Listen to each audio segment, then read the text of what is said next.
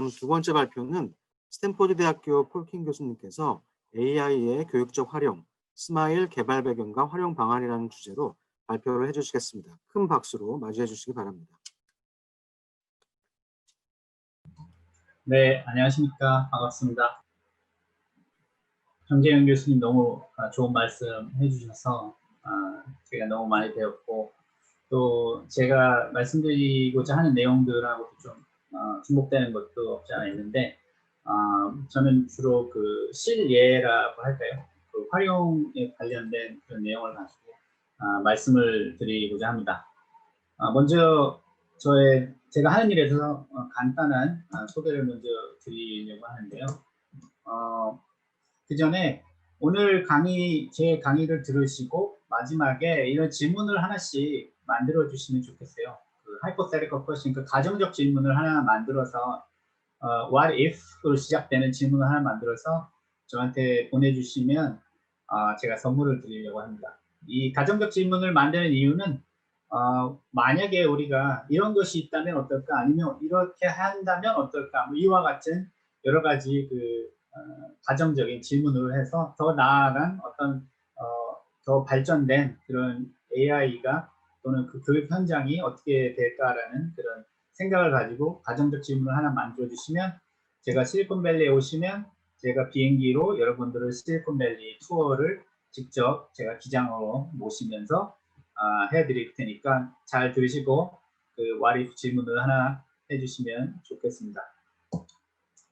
먼저 그 큰 그림을 좀 말씀드리고자 합니다. 이 AI 관련돼서 제가 이제 보는 입장에 있어서는 이 아이폰 같은 것, 이 스마트폰이 이제 2008년에 나와서 지금 같은 경우에는 2019년 작년만 해도 앱이 205 billion 다운로드가 있었다고 합니다. 그만큼 뭐 별로 그렇게 오래된 이야기가 아닌데도 불구하고 한동안 there's an app for that 하는 그 말이 상당히 유행했었죠. 아마 앞으로 10년은 there's an AI for that이라는 말이 상당히 유행할 것으로 저는 생각합니다. 그래서 IoT가 한동안 또 IoT, Internet of Things라는 게 있었는데, 이제 앞으로는 AI of Things라는 것들이 이제 나오기 시작하면서 작은 디바이스에도 어느 정도의 AI가 실려 있는 탑재된 그런 기기들이 상당히 많이 나올 것으로 생각이 됩니다. 리포트에 이렇게 보니까 AI in Education Market Growth는 상당할 것으로 생각되고요. 2023년까지 뭐 3.6 billion 달러 마켓이 형성될 것이라고 하니까, 특히 저희처럼 이렇게 교육에 관심 있고 또 AI에 관심 있는 분들이 해야 될 일들이 상당히 많아질 것으로 저는 예측합니다. 2016년 정도, 그때부터 뭐 14년, 15년, 16년 이때 이제 AI에 대한 관심이 증폭되면서 그 당시에 이 사진을 놓고 과연 이 인공지능이 이 두 마리의 개의 그 차이점을 알 수 있는가? 한쪽은 시베리안 허스키고 한쪽은 알래스칸 말라무시라는 강아지인데, 사람이 봐도 잘 구분하기 쉽지 않았는데 AI가 이제 이거를 정확히 구분하게 이제 되었는데요. 그 에러가 이제 점점점 줄어든 거죠. 그래서 전에는 그 에러 룰이 상당히 그 레이시 높았다고 한다면, 지금 같은 경우에는 거의 90% 이상 실수하지 않고 이 이미지들을 구분할 수 있다고 합니다. 제가 볼 때는 전체적으로 AI는 아직까지도 너무나도 시작 단계이기 때문에 지금까지 저희가 보고 생각하고 상상할 수 있었던 것들은 너무나도 그 초등 단계라고 저는 생각하고요. 앞으로 나올 그 AI의 솔루션들은 엄청나다고 저는 생각하고 있습니다. 2017년에 혹시 이 비디오를 보신 분이 있으실지 모르겠는데, 딥페이크라는 비디오를 통해서 그 오바마 대통령의 연설에 살짝 비디오만 가지고도 누구든지 다른 연설을 하는 오바마 대통령을 볼 수 있게 그런 비디오가 있었습니다. 2018년도에는 이렇게 멋지게 춤을 추는 사람을 가지고 자기의 그 모습만 살짝 찍어서도 그 정말로 춤을 잘 추는 사람처럼 그런 비디오를 생성해낼 수가 있었고요. 네, 그래서 여기 보시면 이 비디오에서 댄서의 비디오를 가지고 이렇게 하는 게 있었고, 그다음에 2019년도에는 뭐 이미 중국에서는 앵커들이 텔레비 앵커들이 이 샘플 비디오만 가지면 그 뉴스 내용만 있으면 뭐 실제 모습과 뭐 거의 흡사한 모습으로 뉴스를 진행할 수 있게 되었습니다. 곧바로 제가 볼 때는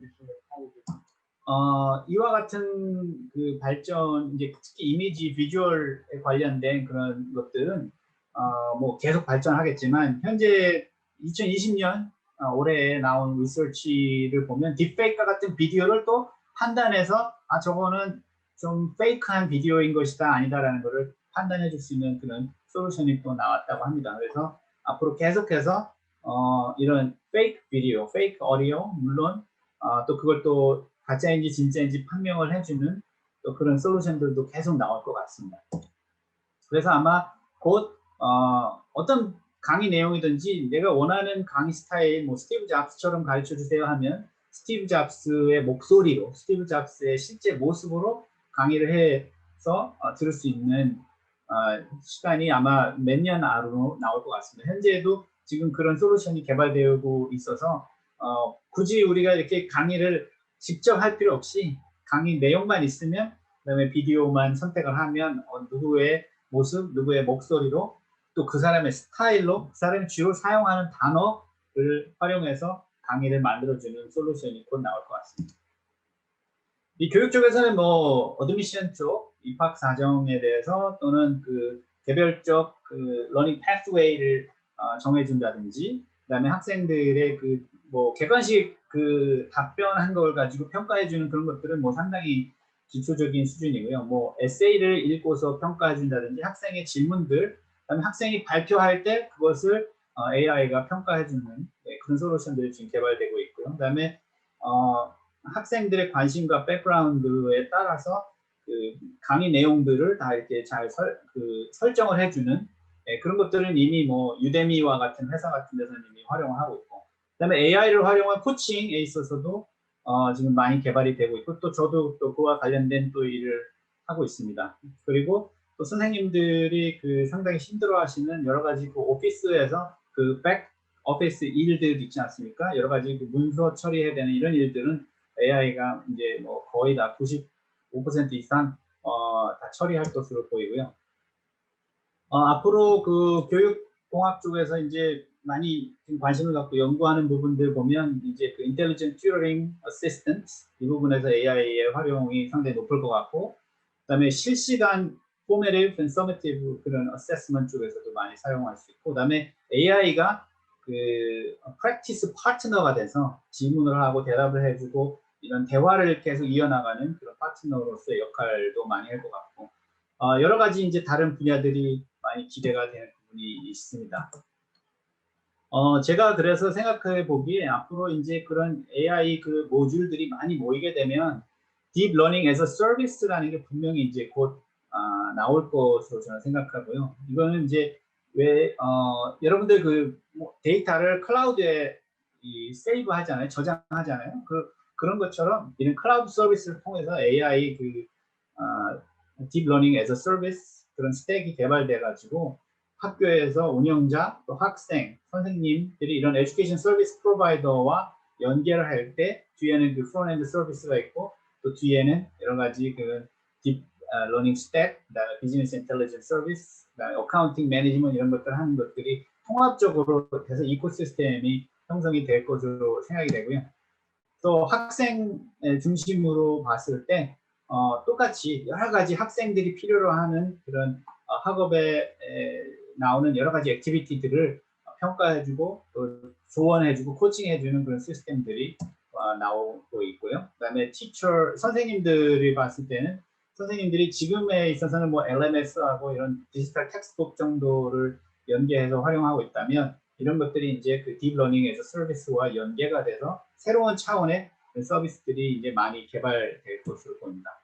또 학교에서 운영 부분에 있어서도 시스템 인테그레이션이라든지 러닝 매니지먼트 시스템, ERP 뭐 이와 같은 여러 가지 시스템들이 그 딥러닝 서비스와 연계되어서 앞으로 비즈니스에 많은 도움을 줄 것으로 생각되고요. 현재 미국에 많이 아시겠지만 여러 회사들이 그 대부분이 AI를 활용하고 있다. 지금 상당히 많은 그런 발전이 지금 일어나고 많은 액티비티가 있다라고 볼 수가 있습니다. 대표적인 회사 중에 하나는 이제 Serigo라는 회사가 이제 AI를 활용해서 여러 가지 솔루션들을 지금 많이 만들어 나가고 있는데 그 학생들의 그 퍼스널 패스웨이를 만들어주는 것, 그다음에 컨텐츠에 따라서 자동적으로 시험을 만들어주는 그런 서비스들을 이미 제공한 지가 몇 년이 되었습니다. 브레이크바이트스라는 회사에서는 그 디지털 포프린트를 전문적으로 컬렉트하는 회사인데 이 마이크로소프트가 이 회사를 이제 샀죠. 그래서 아마 이 브레이크바이트스가 지금 현재만 해도 상당히 큰 영향력을 갖고 또 공교육에서 많이 활용을 하고 있는 AI 서비스들을 제공하고 있는데 마이크로소프트와 연계하면서 아마 더더욱 발전들이 많이 있을 것으로 생각됩니다.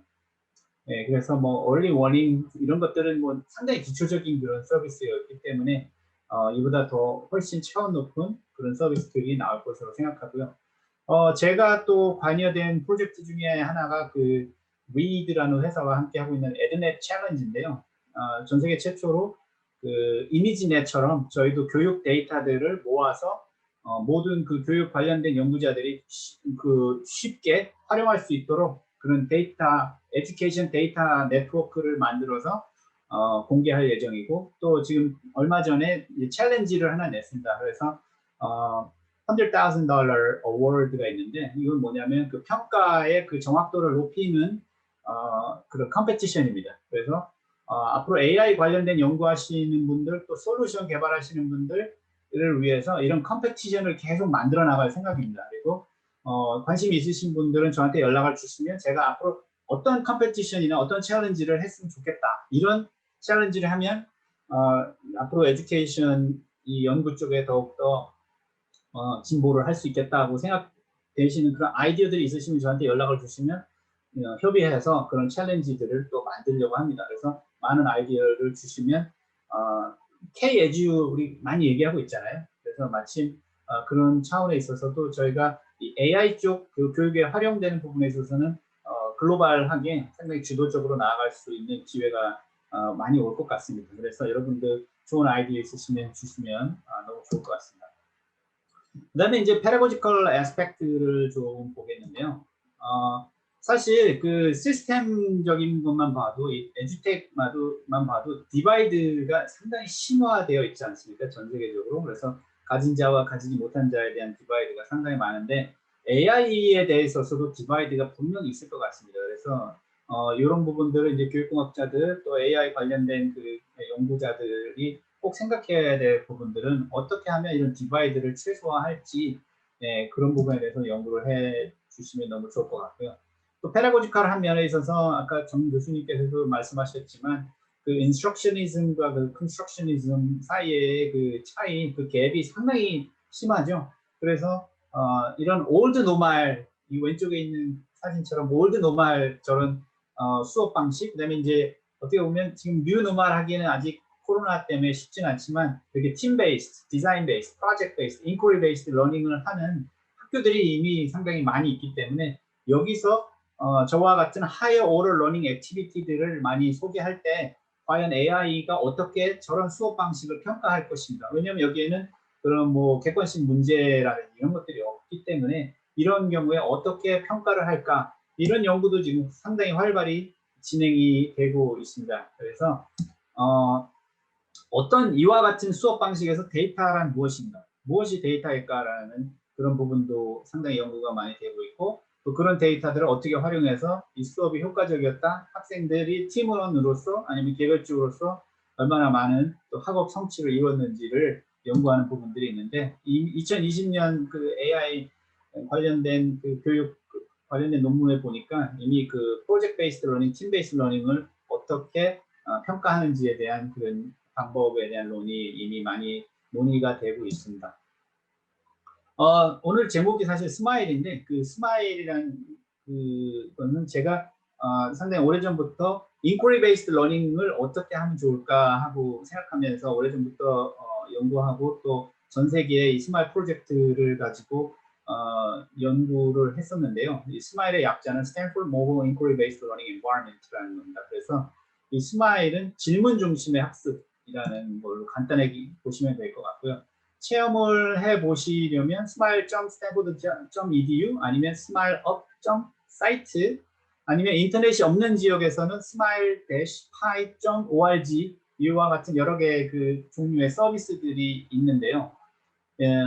이것들이 어떻게 보면 큰 회사가 운영하는 그런 서비스처럼 안정된 그런 서비스라고 볼 수는 없고요. 어떻게 보면 리서치 프로덕트이기 때문에 상당히 불안정합니다. 그래서 현재 지금 다른 회사와 이것을 좀 더 안정적인 서비스로 제공할 수 있는 방법들을 지금 구상을 하고 있습니다.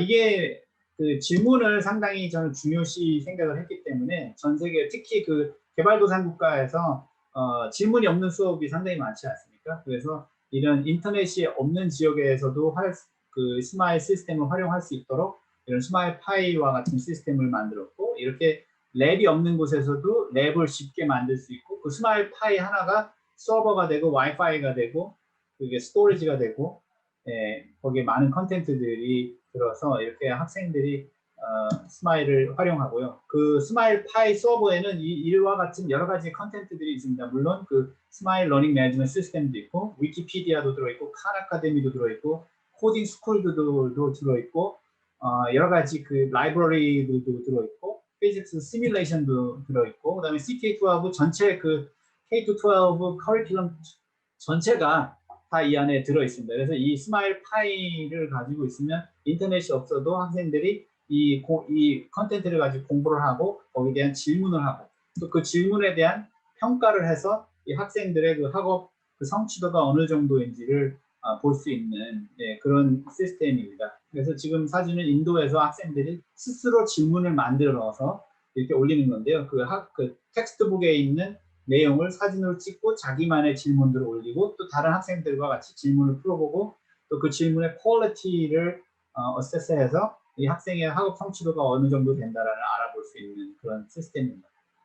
이거는 이제 탄자니아에서 학생들이 주위에 있는 그 여러 가지 오브젝트를 가지고 사진을 찍어서 질문을 만들고 서로 질문하고 평가하는 여기는 인도네시아의 페센트런이라는 그 이슬람 스쿨에서 학생들이 스스로 질문들을 만드는 모습의 사진입니다. 또 이거는 이제 아프리카 가나에서 학생들이 이제 질문을 텍스트를 보고서 거의 관련된 질문들을 열심히 만들고 있는 그런 모습이죠. 또 학생들이 질문 만드는 것이 어려울 때가 있기 때문에 이런 프롬프트라는 기능이 있어서 질문들을 만드는 데 도움을 주는 그런 기능들이 또 포함이 되어 있습니다. 이거는 이제 이티오피아에서 이제 스마일 프로젝트를 했을 때 학생들이 처음에는 단순 단답형 질문들을 많이 합니다. 근데 이스마일 이 페다고지를 계속 활용을 했을 때 한 6개월 정도 되니까 아이들이 스쿨 서브젝트 그 이상의 질문들을 많이 하는 것을 볼 수가 있는데요. 처음에는 뭐 이태리가 이티오피아를 공격한 연도가 언제였습니까? 이와 같은 단순 단답형 심플 리콜 질문을 하다가 한 6개월 지나니까 아이들이 우리 헌법에 과연 여성의 그 권리를 보장하는 조항들이 있습니까? 뭐 이런 질문들을 해서 상당히 뿌듯했던 생각을 하고 있습니다.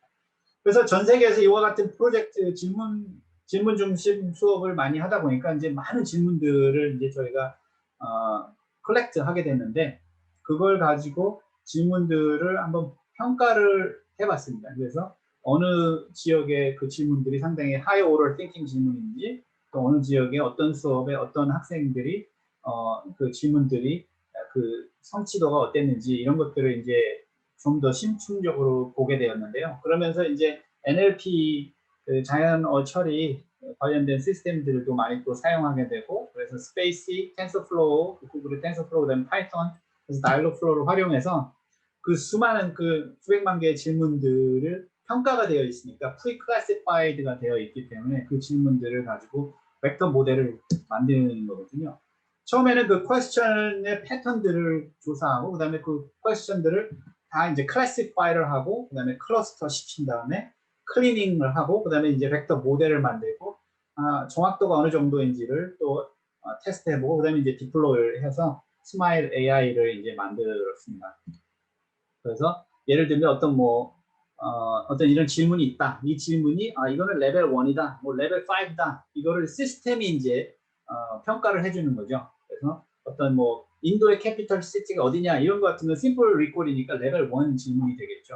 근데 뭐 예를 들어서 왜 델리가 인도의 수도인가? 이와 같은 질문은 심플 리콜이 아니거든요. 이와 같은 하이 오럴 러닝이기 때문에 여기서는 레벨 4라는 그 답을 주는 걸 볼 수가 있습니다.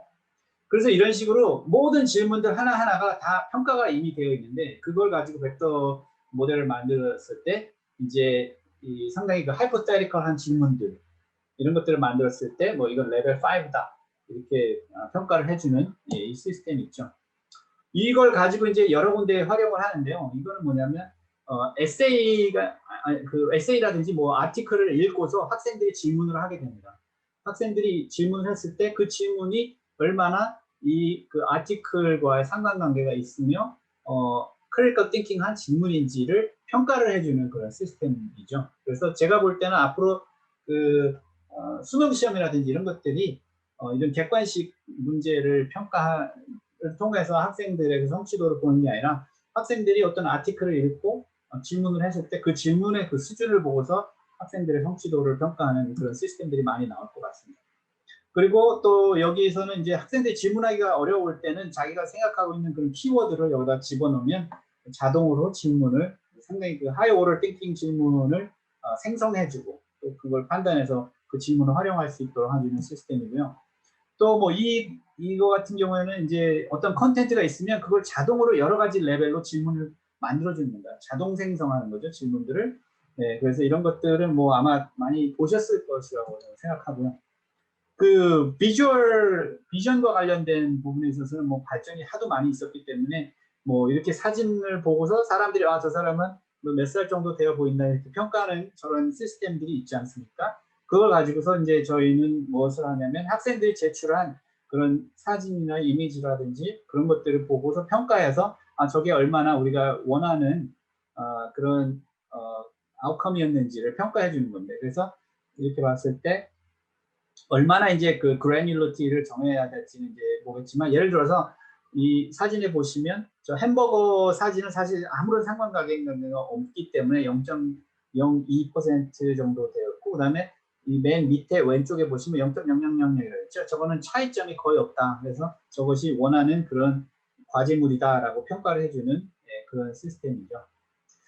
그 다음에 이제 제가 개발하기 시작한 거는 이제 스탠포드 스마일이라는 건데 이거는 이제 대화형 AI입니다. 그래서 챗봇인데 대화를 하면서 질문한 것을 대화를 시스템이 듣고서 평가를 해주는 겁니다.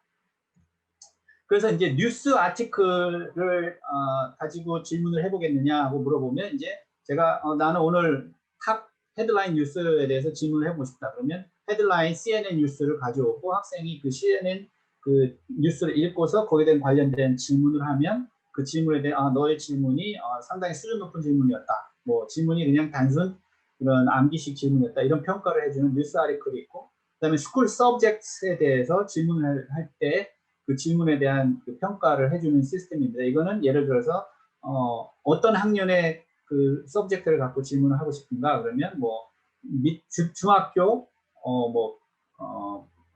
생물에 대해서 하고 싶다. 그러면 중학교 생물 과정에 대해서 질문을 하면 그 학생의 질문을 듣고서 너의 질문이 상당히 중요한 질문이고 다른 학생들이 한 질문보다 상당히 비교가 되고 수준 높은 질문이다. 뭐 아니면 그렇지 않다. 이런 것들을 이제 평가해주는. 그 다음에 학생들이 한 질문들을 하나하나 다 기억을 하고 있어서 뭐 작년에 한 질문이든 지난달에 한 질문이든 하나도 질문을 까먹지 않습니다. 이 시스템은. 그래서 모든 질문을 다 기억하고 있기 때문에 당신이 지금까지 질문한 거는 뭐 몇백 개 질문했는데 그 중에서 몇 퍼센트는 뭐 상당히 수준 높은 질문이었고 뭐 그 중에서는 어떤 수준의 그 성취도를 가졌고 뭐 이런 것들을 리포팅을 해서 바로 학생에게 보내주는 그런 리포팅 시스템입니다. 제가 이제 그 샘플로 만약에 이걸 한번 이게 어떤 건지 잘 이해가 안 되실 분들이 있을 것 같아서 제가 여기다 채팅방에다가 주소를 이제 공유하겠습니다. 그때 한번 보시고 한번 테스트해 보면 될 것 같습니다. 여기 제가 지금 보지 마시고 나중에 보십시오. 네.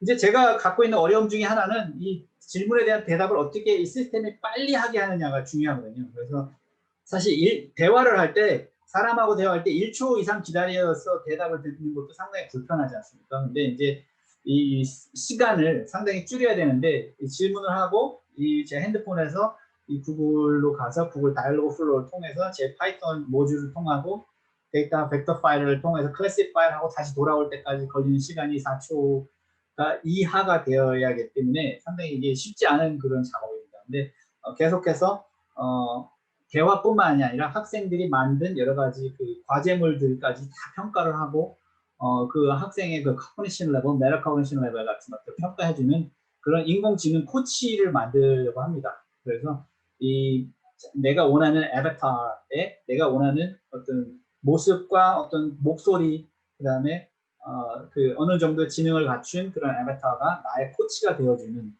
그런 인공지능 코치를 만들고 있습니다. 물론 그 자연 언어를 처리해 보신 분들 많이 아시겠지만 사실 그 자연 언어 처리가 그렇게 간단한 문제는 아닙니다. 그래서 앞으로도 가야 할 길은 상당히 험난하다 이런 말씀을 드리고요. 그다음에 이런 인공지능 시스템을 가지고 아이들에게 어떻게 교육을 시킬까를 상당히 많이 고민을 하다가 헤일로5라는 그런 커리큘럼을 제가 만들었는데 인공지능을 위한 인공지능 교육이 아니라 인공지능을 왜 공부해야 될지, 그다음에 이걸 어떻게 활용해야 될지, 그다음에 이런 것들이 우리 사회에 어떤 영향을 미칠지, 또 어떤 인공지능 시스템이 나왔을 때 저게 어떻게 해서 디자인이 됐을까를 이해시키는 그런 커리큘럼을 제가 만들어서 또 그 프로그램의 그 팀을 제가 넣었습니다. 그 United Nations UN에서 지정한 그 Sustainable Development Goal들이 있는데 그 팀을 가지고서 이 커리큘럼을 만들었습니다. 그래서 예를 들자면 코로나 그 코비드-19과 관련된 이 커리큘럼을 봤을 때는 이 팀에서는 학생들이 이 코로나 바이러스가 무엇인지 또 그 인체에 미치는 영향이라든지 이런 것들을 물론 다 공부하지만 여기서 어떻게 인공지능을 활용해서 이런 솔루션들을 개발할까 하는 그런 수업입니다. 그래서 학생들이 센서도 가지고 만들어보고 인공지능 관련된 여기는 이제 한국에 있는 학교에서도 저희가 파일럿을 시행해 봤고요. 그래서 데이터를 어떻게 선택할 때 더 이 정확도가 늘어날까 이런 것들을 학생들이 몇 번 해보고 했을 때 그 정확도가 몇 퍼센트가 변화됐는지 이와 같은 것들을 직접 체험해보는 그런 커리큘럼을 만들었습니다. 너무 두서없이 많은 것을 막 말씀드렸는데 지금 제가 소개해드린 여러 가지 그런 기능들 뿐만이 아니라 너무나도 많은 기능들이 지금 쏟아져 나오고 있는데 그런 기능들이 다 취합이 됐을 경우에는 상당히 그 수준 높은 아까 정 교수님께서 말씀하신 그런 상당히 그 어그멘티드 인텔리전스를 줄 수 있는 솔루션들이 저희 선생님들에게 보급이 될 것으로 생각합니다. 그래서 이제 저희가 봤을 때는 그 전체적인 그 AI 에듀케이션 이코시스템 전체를 어떻게 상생하게 할 것이냐, 서로 도움을 주면서 상생하게 할 것인지 거기에 대한 이제 고민을 좀 많이 해야 될 것 같습니다. 그래서 오늘 이 기회를 통해서 앞으로 같이 이렇게 연구하고 또 이런 솔루션을 테스트하고 또 거기에서 좋은 점들을 서로 공유하면서 이 이코시스템을 잘 만들어 나가는 그런 계기가 되었으면 좋겠습니다. 제가 아까 일찍 말씀드린 그 what if 질문 꼭 저한테 이메일을 보내주시면 실리콘밸리에 오실 때 스탠포드 투어는 물론 그 스카이 투어 제가 직접 운전하는 그 조종하는 비행기로 스카이 투어를 해드리고자 합니다. 이메일 많이 주십시오. 네, 감사합니다.